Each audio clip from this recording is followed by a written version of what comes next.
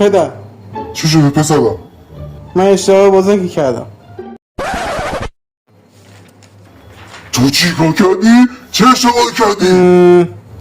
مواد زدی؟ نه نه نه نه سیگار کشیدی؟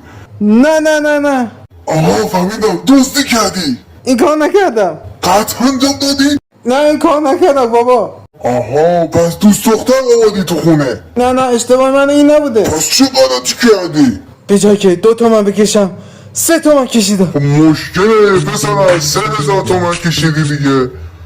نه به جای که 2000 بکشم 3 میلیون کشیدم. 3 میلیون؟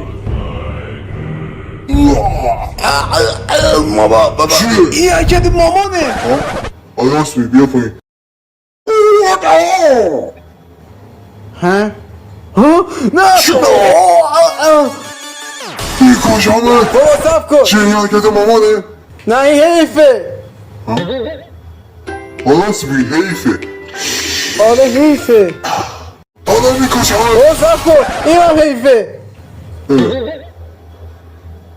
راست میگی حیفه بزنم سر جاش. آره کار خوب کنی پدر.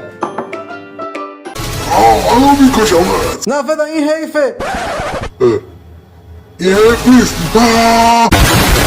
اگه این ویدیو دوست داشتین این ویدیو رو لایک کن و زنگوله رو فشار بده، چون هر وقت من ویدیو جدید میزنم یوتیوب به شما خبر میده که نگاش کنید و کانال ما رو سابسکرایب کنید. عشق منین. خداحافظ.